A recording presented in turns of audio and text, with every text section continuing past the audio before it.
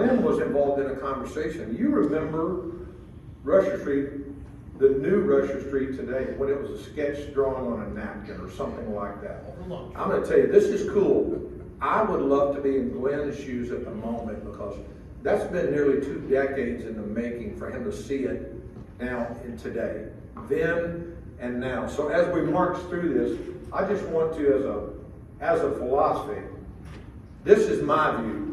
There's 2 ways that we can deal with blight. One is we can pay to live with it, because it's costing your city something to live with it. You want to live with it? This is what it means. You're going to lower your property value. You're going to lower your tax revenues, higher drug and crime activity, poor community image, and you no telling. What you don't know is what you don't know. How many business prospects drove through your town, looked at that neighborhood, and let that be one more reason they said, let's drive on down the road and look at the next town. So what you don't know is what you did miss. Maybe somebody told you, well, we would have come except for it, but my greater fear is how many people formed an opinion of our community and moved on down the road. Or maybe they were looking to move there to settle and work from home, but did we miss growth? The other way is you can pay to live without it. This is the one that will actually give you a return. We pay to live without it. We're going to boost property tax values.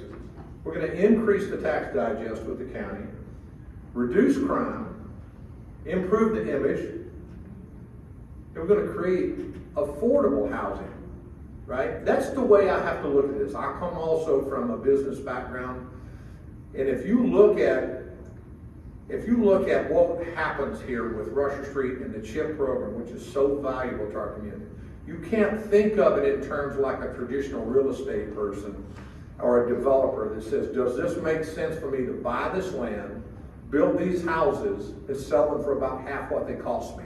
No. Nobody in their right mind would do that unless you're looking at this in terms of building a community. So again, back to what were 2 questions. Your 2 choices, pay to live with it or pay to live without it. So when we pay to live without it, now we're getting to a point where it's starting to pay us back, right? This is a little bit about some of the start of Rusher Street development. That blighted area, look at some of those trailers, woods.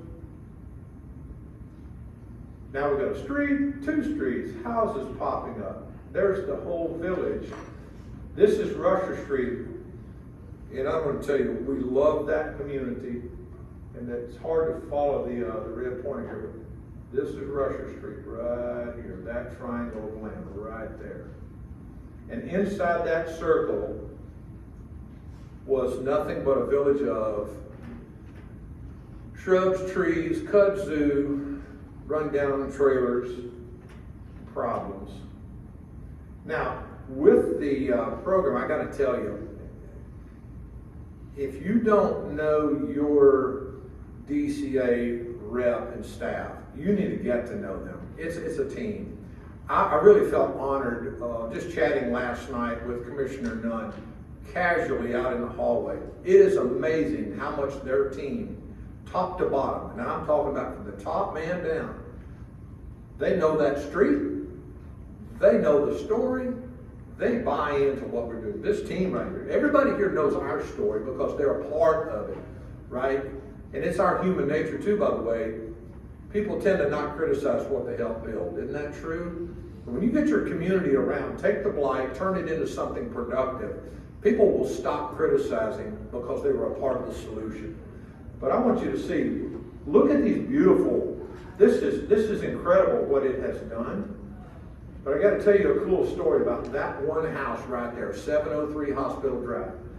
As we were building this thing out, during the COVID era, we got some grant money through WorkSource Georgia to help employ some displaced workers, people who had lost their jobs due to COVID. And it would pay for, I believe it was 540 hours of time. So it was short-term employment, meant to be a kind of a transition or a step. And in the door comes a lady named Gwen Hollis. Gwen was living in public housing, did not own a car, did not have a job. And when she came in to see me, we were going to hire her with this grant money and give her 3 months of employment. And everything that we were going to do with this money had to have something to do with mitigating COVID. Well, we were all trying to adjust to it. What do we need to do to mitigate for COVID? Do we need to be wearing masks? Do we need to be behind closed doors? Do we need to be wiping down the phones and doorknobs every day? So we said, hey, that's what we'll do. We'll hire Gwen, and you're going to come in and you're going to sterilize these offices. She said, I will do anything. I remember her telling me, I'm sick of living the way I'm living. I will do anything. Just give me a job and give me a chance to show you what I can do. And this is a part of the story that really becomes kind of woven into the fabric of what affordable housing can do. So that one house that I'm going to show you again, when I got Gwen in the vehicle and we're driving around our small city, 4,000 people, and I'm driving to the electric department, the public works department, the mechanic shop, and I'm saying, now here's this office. You'll need to come in after hours and sterilize this one. Now let's go over to this office. We drove by that neighborhood. And we were just starting to push dirt on the last 4 houses. And I said, you said you want to get out of public housing. Why don't you get in line, get in the queue, and get one of these chip houses? She said, that's impossible. No, it's not. Yes, it is. No, it's not. Well, we fast forward. She'd been with us about 2 months, almost 3. And she happened to be in City Hall one day during the day. And she came in my office. She said, I overheard a lady at the customer service window asking for an extension on paying her utilities. She said, maybe it's none of my business, but she lives a few doors down from me, and I happen to know she gets energy assistance. You don't need to let that person. And I said, how do you know that? She said, oh, I live here. I live in this community. How would you like a job temporarily in customer service? So we moved her up to customer service, answering the phones. She runs that customer service office today. She's wonderful. And where she started at $10 an hour, today she's closer to $20 an hour. And in April, she closed on that blue house right there. But I'm going to tell you, how did we leap from give me a job, I'm tired of this, to closing on that house in April? I got to point to Jocelyn. We hired Jocelyn around that time and said, Jocelyn, help us. Here we have an employee who wants to be a permanent full-time employee. So we moved her off of the grant program, hired her in full-time. Let's give her a job and let's make it a mission. Let's get her in that house. And we all kind of began to claim that house for her. That's going to be Gwen's house. And she went through the credit counseling, the credit building, and I'm going to tell you, it was the coolest thing, absolute coolest thing last April when, with Jocelyn's help, that's Gwen right there at the bottom, right there, that big smiley face. And that's Jocelyn and Gwen. One of our ladies in the office made the t-shirt that said, I said yes to the address. And I'm going to tell you, and top right is Marquez Benz. Marquez is our meter reader in the electric department. He bought one of the houses. And then on and on we go. I'm going to tell you, community development has put the face on it. We're not just building houses that gets turning something blight into bright. It's not that we're just trying to get rid of an unsightly neighborhood.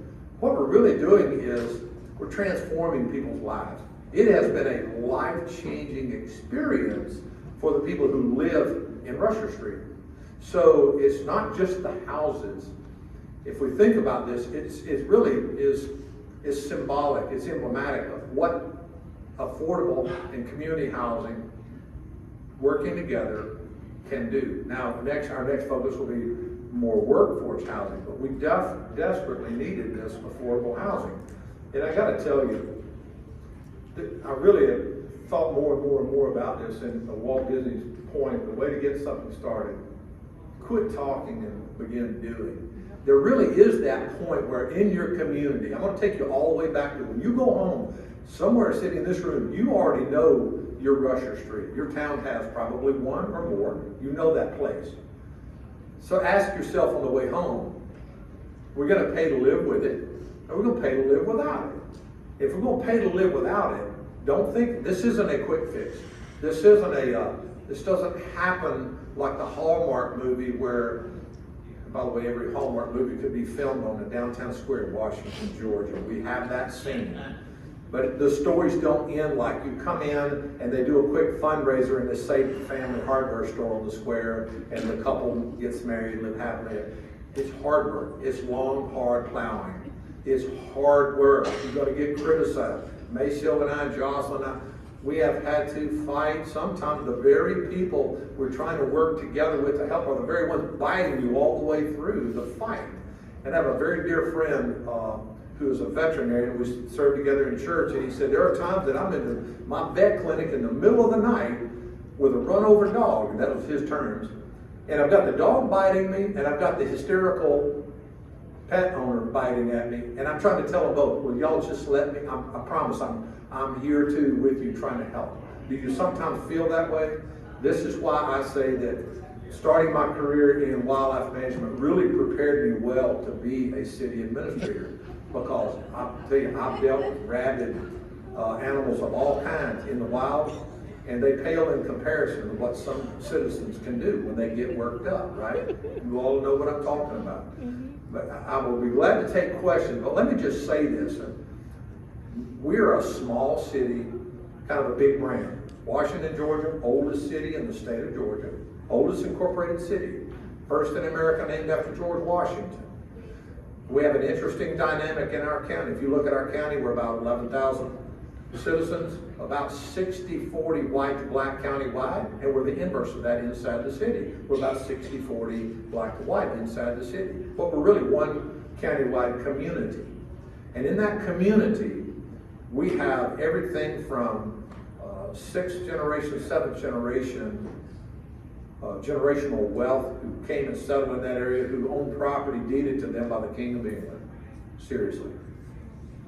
We have some homeowner or property owners in that county that own 20, 30,000, 40,000 acres and still adding. And then we have others like Gwen that are trying desperately to climb out of public housing and get their piece of that American pie. It's really cool to me when I step out of my office and look up the hall, and there's Gwen, that beautiful smiley face at the customer service window, and I call her a bomb tech, because we get those customers that come in, they are ready to blow, and they're worked up about their bill or whatever, and they get to that desk, and by the time they leave Gwen, they're calling her honey, sugar, darling. They come back the next day, bring her a sack full of tomatoes out of their garden. And I don't know how she does it. She just works her magic with these people, right? With customers. These are our community. These are our neighbors. These are our friends. We go to church with them. Our kids play ball together. We may live at different addresses, but it's a community.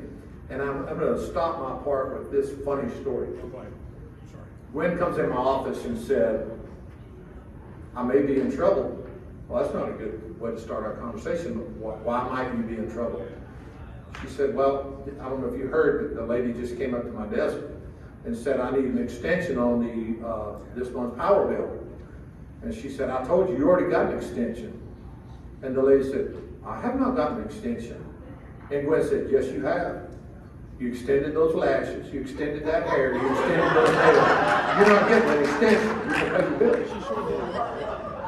Now, Gwen could get away with that, I can't. And I kind of hesitated. I said, okay, Gwen, so what did she do? She said she paid her bill.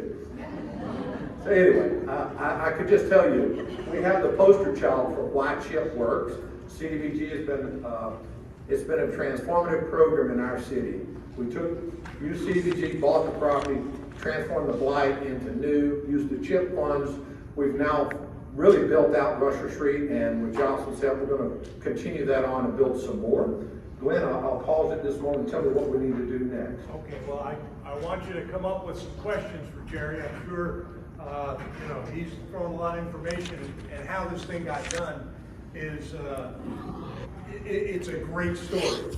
But on our ever-changing DCA Fall Conference agenda, we had originally scheduled this as 2 separate sessions, right? I see a lot of people out in the hall. Can we go in and tell them that this, we're in the midst of the folks that have combined these and actually gotten projects done. And for those of you who have come in late looking for the 10 o'clock session, I apologize. We combined them, but it wasn't real clear, unfortunately. And I'll take the blame for that. And Jerry, I don't want you to redo your presentation, but for the folks that are just coming in, if you could just start with kind of how it started and what exactly we did, and then y'all can ask questions. Thank you. I'll be glad to take questions too. I'll take as many as you have. Glad to answer your questions. And I can tell you, it's kind of neat. In a lot of ways, it's like I got to come in the fourth quarter and see us through the end of the game. But there were a lot of people over these years that have made this happen. You got to be in it for the long haul. These are not quick solutions. Don't think that there is not a fast, short route to solving these issues. I will just say this, that what I stepped into was work that had been done for the better part of 10 years. There were already chip houses already built in Rusher Street, and we still had funds to finish out. The developer who had been awarded that contract died. So I came in just as that had happened. Well, we could put out an RFP for another developer to finish it out. He got the award, he died. So I have COVID. I'm $3 million, according to ECG, I'm $3 million underwater. We've just gone through an emergency series of budget cuts to cut $3 million from an already lean budget and not lay anyone off. And we did all of that, and we began to turn the ship, and we have this grant money we need to administer, and life's going to go on. We're going to go forward, and we're going to find the solutions, and we make the tough decisions that you as leaders make every day. Everybody knows this. When you are flush with cash and things are rolling easy, everybody looks like a genius. But let things get hard, let the funds get short, let there be a complication. You'll find out where the real leaders are. They're going to come forward, right? But I'm going to tell you, we had a good group of leaders from the mayor, council, our staff. We built a team. We've got community leaders that got behind us. And we began to get community enthusiasm about what Rusher Street symbolizes. It's really, I love to, in my visual mind, I like to see it as we have a staircase. Housing to me is like a set of stairs. From the lowest, if you think about low mod is the first step or two. Somebody who's needed public housing. Our employee, Gwendolyn Hollis, she needed public housing, and it was there for her for the purpose, and that was transitional housing. It was meant to be temporary. Councilman Mahoney will tell you, in that same development are people who were moved into that public housing in 1972, I think, when it was built, and they are still there today. That is not what public housing was intended for. Then we have the Gwens who say, I lived there for a period of time and I want better for myself. I want out of this. I want better. And I love that we got to be part of that, but none of this. We wouldn't be at square one today were it not for DCA, the funding. And I'm going to tell you that the CDBG and the CHIP funds, they're game changers for communities like ours. It's a big deal for a community like ours. I'm glad to say we weathered our storms. We have landed a couple of good new industry business prospects, businesses better, and we've gone from some pretty tough times in 2020 to literally the best financial shape our city's been in probably 50 years. And we're thrilled with that, but the community development side of this, I truly believe, I told Jocelyn this before, I believe we will look back as a community 20 years from now, 30 years from now, and say the person who's in the position to most uniquely shape the future of our city is our community development director. I really believe that, because when we are looking at the faces of our affordable housing program, these are people with dreams who want something better.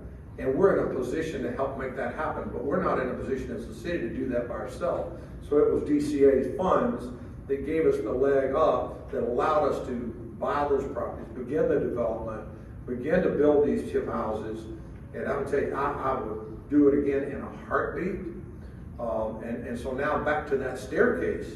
What's next? I think we need to, now we're focusing on workforce housing with the workforce grants.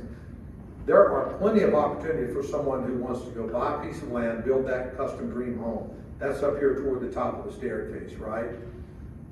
But we need the steps to be close enough. In OSHA standards, anybody who's ever worked in a world where OSHA invades,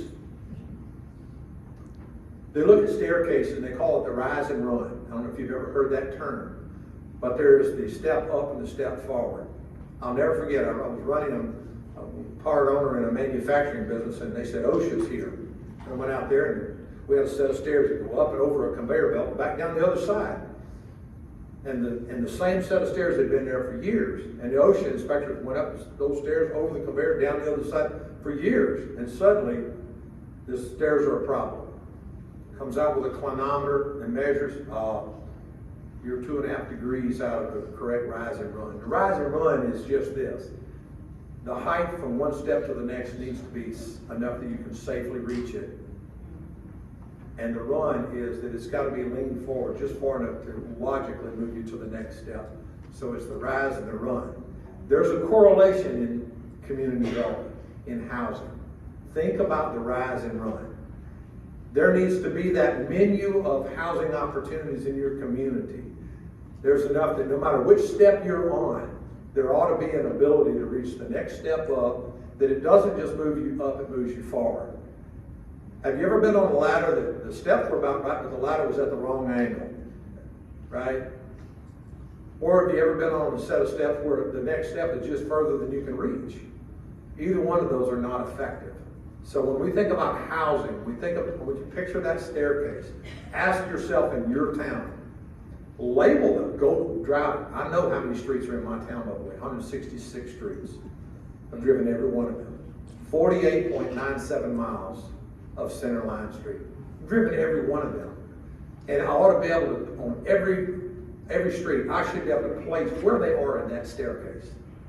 Do we have enough in the rise and run? Where are we missing? I'll tell you where we're missing. You know what too. We're missing workforce housing. We're missing it. It's a huge gap. We have public housing, now we have some affordable housing, then we have the nice housing. What we're missing is that missing middle, right?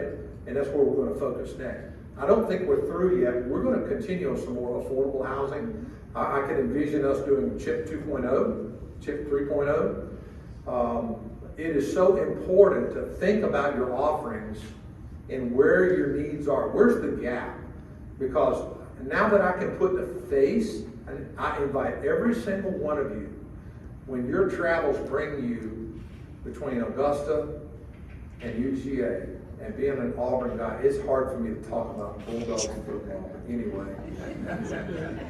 When you go to that school's ball games, you pass through Washington. I would love for you, if it's during business hours, I would love for you to swing in, zoom by City Hall, walk in the front door, and just say, I just want to come by and meet Gwen Hollis. Just walk up and say hi. I'm just telling you, when you put the face on what we've done. And I'm not trying to overstate. She is one person. I can go up and down those streets in Russia Street, and you can knock on doors and people will tell you it has absolutely transformed their lives. We're very proud of what CHIP has done. We're proud of what it's doing for the image of our community. We love showing it to people. We love being the poster child for somebody else's success story, right? But we're not done. We're not done. I quite frankly, Councilman Mahoney and I, we've talked until we are both just blue in the face with each other about, but what about the ones that are in public housing that for some reason just don't feel a compulsion to get out? I want for them what some don't want. But then there are others that are saying, when are y'all going to build some more because I think I want one? That excites me, right? That excites me. I would love for us to get to a point where we say, we're going to create a process that says, your benefits here with the public housing are going to begin to incrementally diminish for every year you live here from now on. But while you're doing that, we're going to build out opportunity for you to transition into affordable housing. And your benefits are going to shrink here proportionate to what we're going to open up over here. And we're going to help you bridge the gap between getting your skills, if we need to help with child care, transportation, whatever those things are, we're going to get you out of here and into here. If you put it on a set of scales in your community, look at your tax digest, look at all that you invest in your community, and on one set of your scales on this side, put the cost, all of those that take from the tax base. And on the other side, all that is contributed to the tax base. Where are you? Right? The more we can move from here over to here, the healthier your community is, the greater that sense of pride. I love it that Gwen was in my office last Friday, and she has fingernails that are short as mine, and she keeps her hair balled up in this little ponytail, and there's a little ball of hair up top, and she was bragging on that hair. She said, you know why that's important to me? This was last Friday. And I said, why is that important to you? And she said, when I still lived in public housing, I would drop $500, go to Atlanta and get my hair weave done, get my nails done, and I was stuck in public housing. And she said, now I began to see if I would just rearrange some of my priorities, I can get out of this and get into my own house. And she said, for me, she said, she always kept her hair just buzzed short for the hair weave. And she said, now that I look at that ponytail growing, she said, every day I look at that, it reminds me what I needed to give up in order to have what I have today. And she said, I feel good about that. Now, to me, I look at that as some of the prettiest hair I've seen. That's the hair of somebody who has home ownership. But you think it's exciting for her. Look at our staff. I mean, Jocelyn she's helping people realize their dreams. She's helping somebody who says, I want this, but it looks too far. In fact, using the staircase example, that looks too high up and too far forward. And we've got a community development director who's saying, no, it's within reach. I'm going to show you. We're going to take some time. It's going to be a lot of work. You're going to experience some pain. It's going to be difficult. If you want it badly enough, we want it for you. I'm going to pause right there. I'll be glad to take any questions any of you have. I would welcome anybody on any given day. You want to come to Washington and see Rusher Street. You can call Councilman Mahoney. You can call Jocelyn. You can call me. You can call Gwen. Right? I saw a hand in the back. Yes, sir. Yes. You talked about the different houses that you have, and in many meetings, conversations, and what have you, people talk about affordable housing, and workforce housing. Most people think they're one and the same. They're not. Just give your definition of the two. I'm going to defer to the DCA on that one because you're getting into some technical language. But let me repeat her question in case you didn't hear it. Affordable housing and workforce housing are not synonymous terms. They are different steps in the staircase. Jocelyn, you want to take a stab at that? Workforce housing is the gap of the people who make just a little bit over that 80% median income, that are working in City Hall, that are your teachers, that are your public works, people that work in the stores, the grocery stores too. It's just a little bit higher, up to the 120% median income. And then affordable is 80% or below, if I'm correct. Did that answer your question? Or thank you for making that point. Any others? Any other questions? How many of you in here have chip houses in your community? Okay. Well, good. We need to kind of understand, did you have a mic to give to us so she can talk about it? Jocelyn?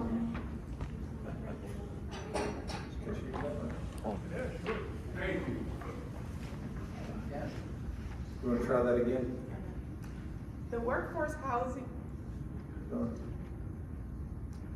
the workforce housing is for the individuals that make over 80% median income to 120%. And then you have 80% or below is affordable housing. So that's the difference. And then you have the 50% or below, which is lower income. On the workforce housing side, we had 2021, I got contacted by a commercial real estate agent who said he represented a physician in Rome, Georgia, who happened to own 27 acres in Washington, Georgia. It was inside the city limits. He said he had some tax consequences. He would love to donate it to the city if we could put it to highest and best use. We rolled it into the community development program, came up with a plat drawing for housing, workforce housing, which is essentially affordable level, what we think of as affordable level, but market rate. It's not income-based, it's not subsidized housing in any way. And with council's full support, we put it out, did an RFP, found a developer, and Washington Commons is the first development in our first privately funded development, in our community in 50 years. Building 110 new units. The site's prepped now, all the infrastructure's in, getting ready to go up with the first new houses in early 2024. There'll be 110 units ranging from townhomes to freestanding, 3-bedroom, 2-bath, price points in the 150 to 250 range. And so that's our first, and we're hoping that triggers now Workforce Housing Project 2.0 with Workforce Grant. And- Jocelyn, and then we're gonna go back to the back. Some of the families that can purchase can also apply for Georgia Dream for down payment assistance. We can't hear you. Oh, Her comment was, those who are in buying workforce housing can still apply for a Georgia Dream, Yes. which is down payment assistance. Back in the back, My follow-up question is whether or not the explanation you gave, which is, I understand, but is that the same definition that DCA uses? I'm sorry, I didn't understand the question. I understood her answer and appreciate her answer, but I'm trying to find out whether or not that's the same definition that DCA uses for workforce versus affordable housing. Are they one and the same? More or less, yes. I think right now with the Rural Workforce Housing Initiative is up to 100% AMI. It could be 110, but I need to verify. I know it's 100% AMI. But yes, affordable housing is considered 80% and below AMI at this current time. Thank you. Any other questions? All right, that concludes my presentation. Thank you, gentlemen.